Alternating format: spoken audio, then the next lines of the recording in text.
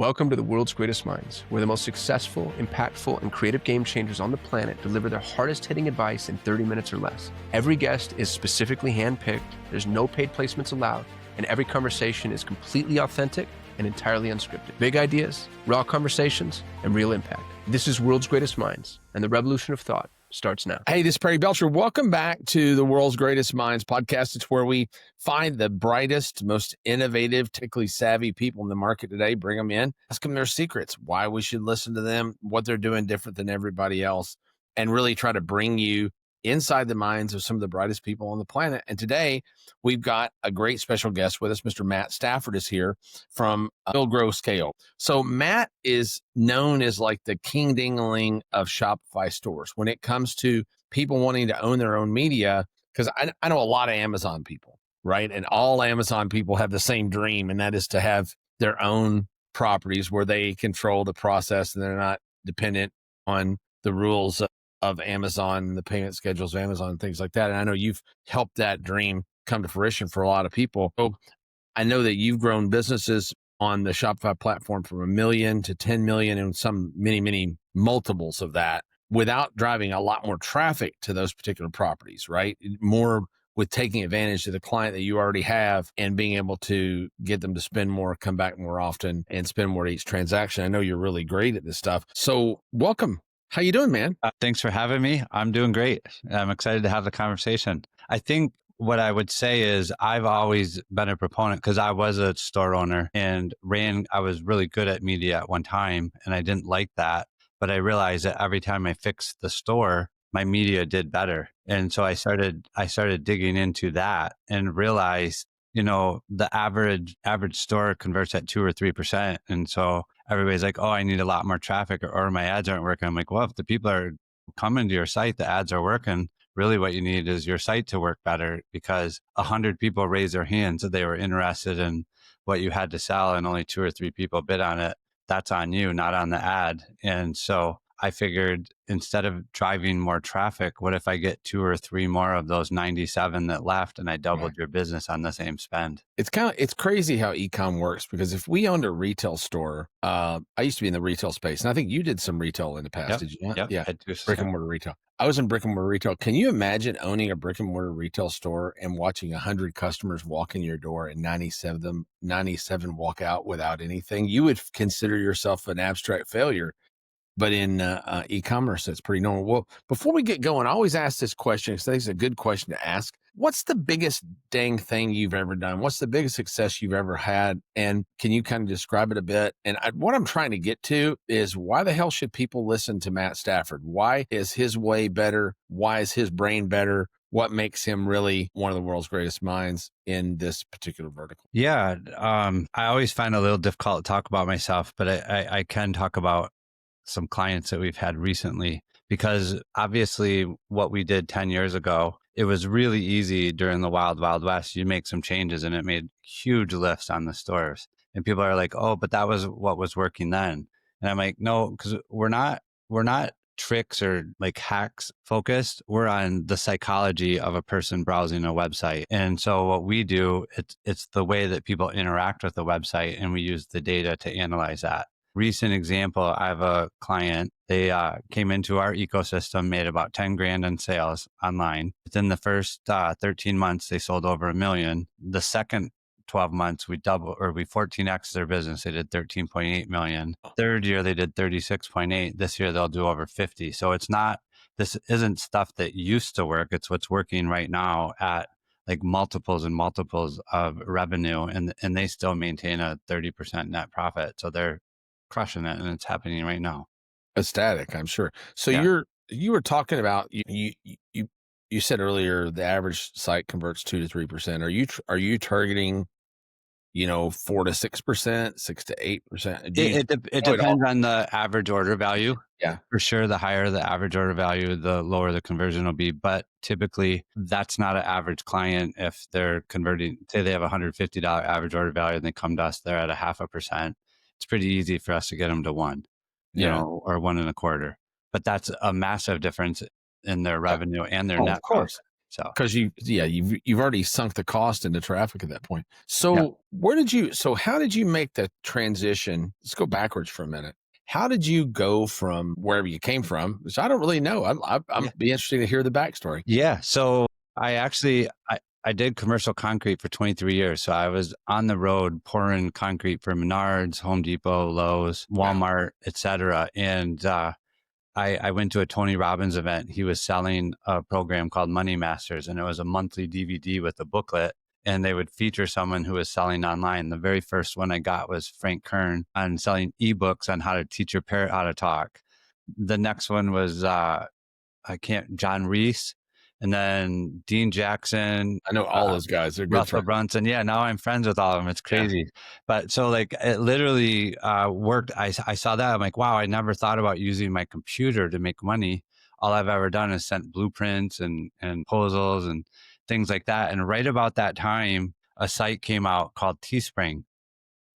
I don't know if you remember that, but 100%. it was a t-shirt platform that I'm in the t-shirt business, so I absolutely remember Teespring. yeah, so you could put a design on a t-shirt and then run ads to it. And I was like, oh, well, I could do this from my hotel room while I'm on the road and figure this out. And I got pretty good at figuring out how to scrape names from Facebook IDs because it's about 12 years ago. And the first shirt that I launched was, it was for everybody named Schmidt. And I came up with the shirt, Schmidt Happens. And within like 48 hours, I'd done like 40 grand worth of sales. I'm like, oh my goodness, this works. But then I thought to myself, I'm like, well, how do I maximize this? Because if you just put in names of Schmidt, at the time, it would give you like 10,000 people. I thought there's got to be more than 10,000. And so what I did is I actually took the time to go in by state and made a spreadsheet of every state. When I did that, I realized there's like 250,000, not 10,000. And so the market was so much bigger. And on that first shirt, I ended up making about 100 grand. And then the first 3 years of doing it, I did about $15 million in t-shirt sales. And I was like, I'm going to go full time online and stop traveling. And so that's how I got into it. That's awesome, man. That's a great backstory. So during that, today, are you still selling online yourself, or do you just work with other people? Yeah, no, we have a couple of our own stores, and then we also still work with larger clients. So what do you, along the way, so today you're managing these big giant clients, you're managing your own properties, that the whole thing's came full circles. But along the way, this has been a 5, 8, 10 year journey? 12 years. What are your biggest screw ups, biggest mistakes, biggest failures in that 12-year period? What did you really feel like a schmuck after you did? So I've had a lot of people, because I literally have zero scarcity. So I will share like absolutely the very best thing that's happening for us and the results that it's getting at the time. And so by doing that, a lot of people won. And I had a lot of people start telling me, wow, you're so smart. You're so smart. And I will tell you that the biggest screw up that I had was to actually adopt that as a belief, because when you do that, if you think that you're smart, you stop learning. You're not really you're not open-minded enough to hear other ideas. And actually a mutual friend, Kevin Nations, said, well, what about the question, what if I'm not smart? What does that open up for you? And I'm like, oh man, it opens up everything. It means that you can look at everything with a fresh set of eyes.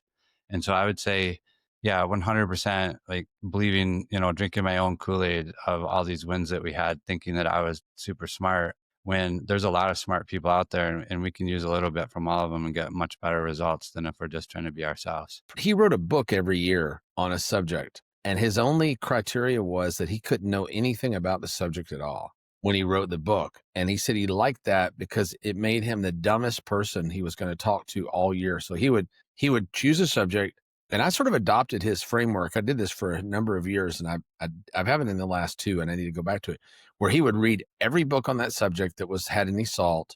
He would listen to every podcast. He would watch every video he could find. And then he would get on a plane and go all over the world and interview the greatest people on that subject. And he'd do that for 10 months. And then he'd spend 2 months at the end writing a book about it. And that's how he started TED, because he met all those interesting people. That's how TED got started. But I thought, he said, nobody could beat me at this because I'm the dumbest person there is. I'm just going to soak up information like a sponge. I don't have preconceived notions. I don't have, I don't have to unlearn bad habits and things like that. So it's Yeah, 100% of our results are based off the story that we believe. Like we create our own results. And so by having that mindset, I 100% agree with them. That's a really cool idea. what's a day in the life look like? Yeah. So what I'll tell you one other thing that is a damaging omission. I thought in my head that we were the physical product guys. So essentially, when you help them win, you create new problems for them. Now they got inventory issues, they've got fulfillment issues, they got customer service issues, things like that. About 3 years ago, 2.5 years ago, I had a friend who was selling a digital product, and he said, "Hey, could you take a look at what we're doing? We can't get the conversions up anymore. We've done everything we can." And I'll tell you the story of it because it'll also tell you our number one thing that anybody can do that will increase their conversions. So he had a VSL, and it was about a 30-minute VSL, and they had tried shortening it, doing all these different things. And I said, well, let us do this. We're going to put a question on your thank you page that says, what was the one thing that almost made you not buy? And so all the buyers would tell us what was the matter with what they didn't understand, what they didn't like, what the friction was, et cetera. Well, we got like 420 responses, and over 90% of them, literally over 90%, like all but 30 or 40 said the video is too long. And the owner just immediately disregarded it, said, nope, we've tried shorter videos. It always loses conversions, et cetera. And I just asked them a question. I said, let me think about it for a little bit. And about 15 minutes later, I sent him a text. I'm like, how do you watch your videos on YouTube? Do you watch them on 1x or do you watch them on 1.5 or 2? He goes, oh yeah, I always speed them up. I said, why don't we give them the option to speed up that VSL and watch it at 1.25 or 1.5, and we'll put a little arrow that just says, speed. So we're not shortening the VSL, but we're giving them the opportunity to watch it faster. Well, they did about 60 million with that VSL, and we got a 10% lift overnight. So it was about a $6 million win for them just by giving people the option to, one, know what their issue was. It wasn't, people didn't have all kinds of issues. It was literally 90% of them said this one thing is what's killing it. And nobody asks them because they don't, you might ask somebody finally, if they walked into your store every day and everybody walked out empty handed, you might finally stop somebody and ask them, hey, why didn't you buy anything? Yeah. Well, it really comes from, okay, I don't know best. I can't tell you why they're not doing it. Why don't I just ask them? I'm not the smartest guy. I'll just ask the customer. And that's where that question came. And I'll tell you, over the last 4 or 5 years, it's probably 6 out of our 10 biggest wins. Is literally just letting the customer tell you. That's amazing. Dude, I noticed something in the market that this is my own selfish question, but I noticed in the market of late, I'm seeing people like Grant Cardone, most recently Alex Hermosi, doing great big info product launches and using Shopify as the platform. Do you think that's a trend that's going to continue? I know Shopify is not really built for that. They're not really designed to do that.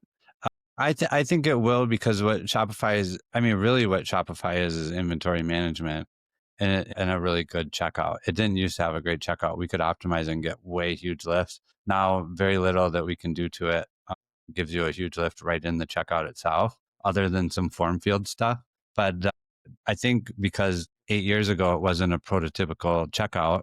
It didn't look like everyone else's. It didn't convert. People didn't trust it. Now they own so much of the market of shopping carts that everybody's used to that Shopify checkout, and they just don't mind going through it. And so when they promote it, it's really good at inventory management and shipping and 3PL. So as a physical product, when you have one product that you're selling and you can just basically rinse and repeat, I do think it's by far the best one to use. Like we have one client that does about 80 million they're on WooCommerce, and I'm telling you, like, it's so far behind. It's ridiculous. Like, Shopify is awesome. When you guys have moved people both in the info space and the physical product space from places like ClickFunnels or Keep or whatever over to Shopify, what kind of lifts do you typically see? Do you make other changes too, or do you try to just do platform to platform first? Yep.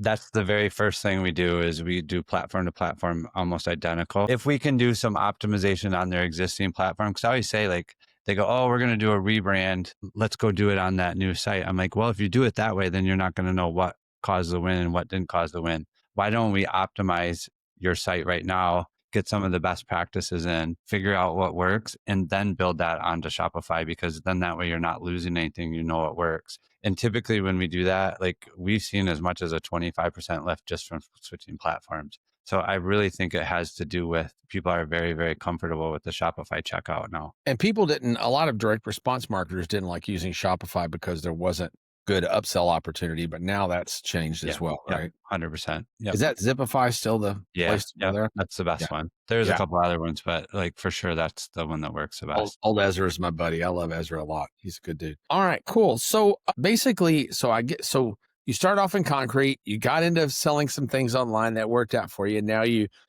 kind of really adopted the Shopify platform as home, basically. Work optimizing that platform and sales channels beyond that platform, but for mostly physical products, but now some non-physical products and B2B stuff. Yeah, the last 2-3 years, a lot more digital, because we realized that when we fix their funnel, they can scale infinitely and it doesn't cause any other problems most times. Yeah.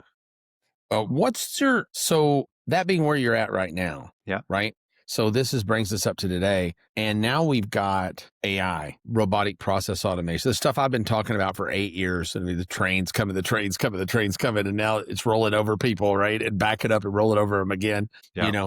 Humanoid robotics, AI generated audio, AI generated imagery, all those things. What do you see, Matt, as like your world changing? What do you see the changes in your world in the next 12 months, 36 months? Yeah, it's changing right now. So we obviously look at data a ton. And to be honest, like we're only so smart. These AI is so much smarter. We can now plug in all of your Google Analytics. We can plug in all of your buyer details. We can plug in the heat maps, et cetera, and then ask AI.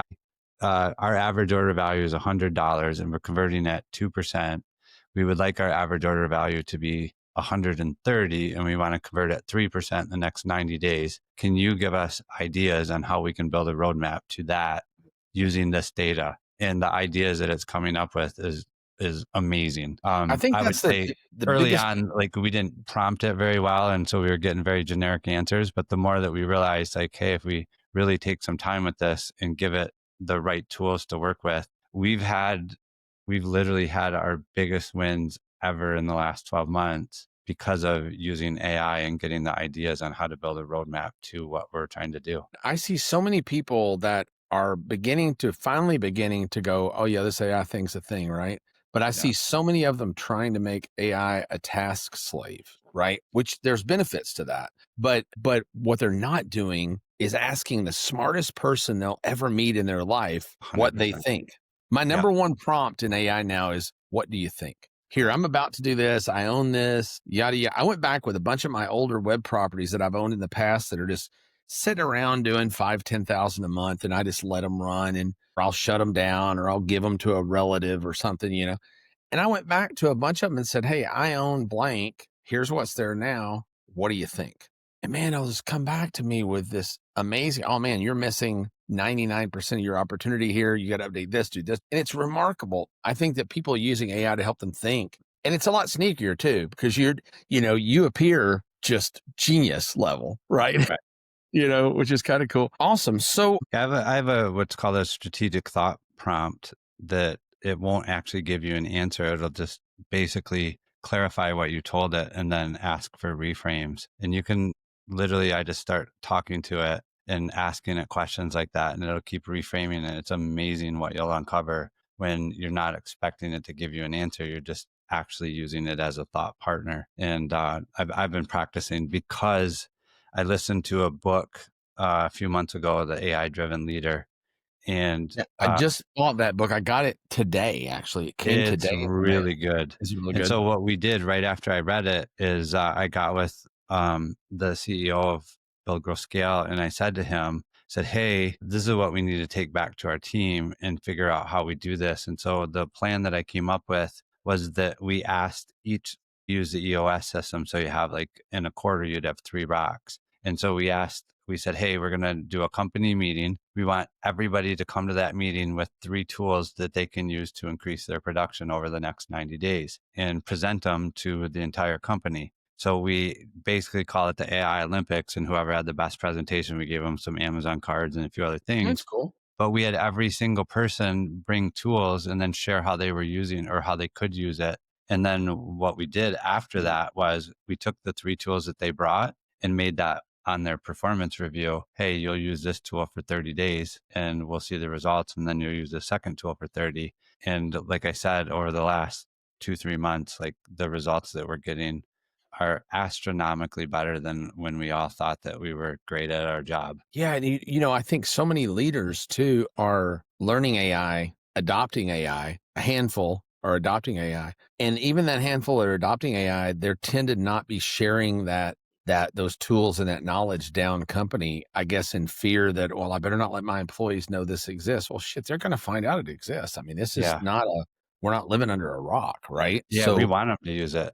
Yeah, and that we do too. We're an AI first company. We insist on it. If somebody says, "Well, I couldn't do that job because I didn't have the time to blank, blank, blank," what AI tool did you use to did you try AI tools to do this? So we just call it AI first mentality. We just have an AI first mentality. Don't If you come in and say you couldn't do a thing or timeline, you can't meet a timeline or a deadline because of this or that, and there's a tool out there that could have done that for you, then we have a pretty hefty discussion about that.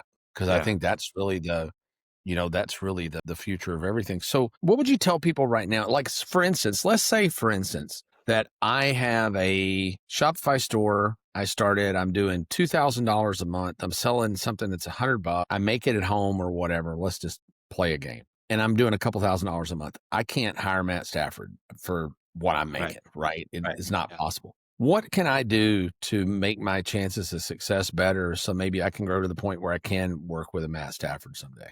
We give a whole bunch of free resources. And like I said, like we even embed all of the podcasts right on our website. So my mentality has switched over the last 18 months where we used to want to sell the information that we have and realize that was getting harder and harder. Let's just give it away. Yeah. And so we just give 100% of it away, and the people that use it will get results. And then they'll tell people about us, or the people that use it and get results. Now, all of a sudden, they're like, wow, we're busier. We just want you to handle this part because we're probably doing 30% of it when you could do 100% of, like, maximize it.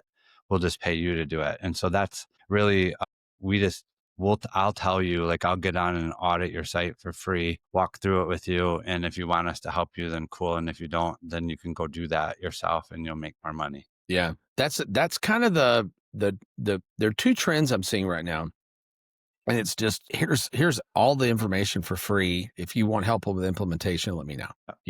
That tends to be the thing. And the other thing is just people becoming, we've had a lot of people on the show that are these, I say it's a younger because everybody's younger to me, but this younger group of men and women that are in their 20s and 30s that are just crushing it. And the ones that tend to be crushing it are the ones that said, my job is to be a content creator.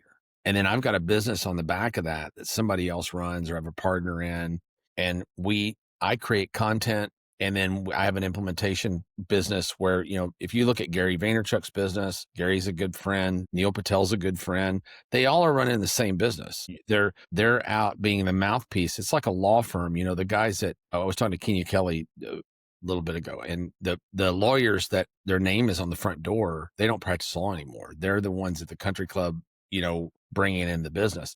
And I think they need to be, that's what most business owners need to be thinking right now about, being out front, being the mouthpiece for the business, and having built the proper teams to execute on those businesses in the back. Yeah, I'll tell you, for us, about 3 years ago, Facebook stopped working. Like, we did challenges and that worked really well. And I started doing podcasts and sharing what works for us and kind of our philosophy on why traffic's not your problem. And since then, we've never run another ad and we've been as busy.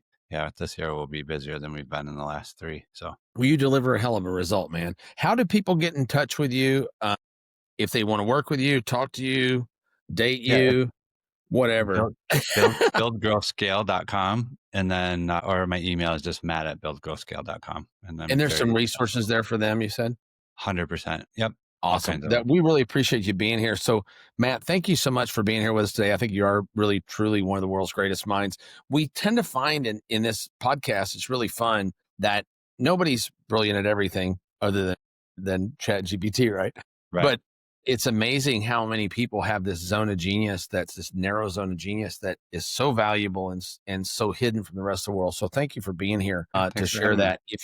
If you're watching the show and you liked World's Greatest Minds, you stumbled across us, be sure to subscribe. You can go to worldsgreatestminds.com to get links over to our previous recordings, the links to those guests, resource files, things that you can get from them that they'll give you as just a gift. Most of these gals will give away things to you. So go to worldsgreatestminds.com to get that stuff and tell somebody about the podcast. If you know somebody that's got an e-commerce business that's struggling, tell them about Matt Stafford, tell them about Build, Grow, Scale, go see him. And,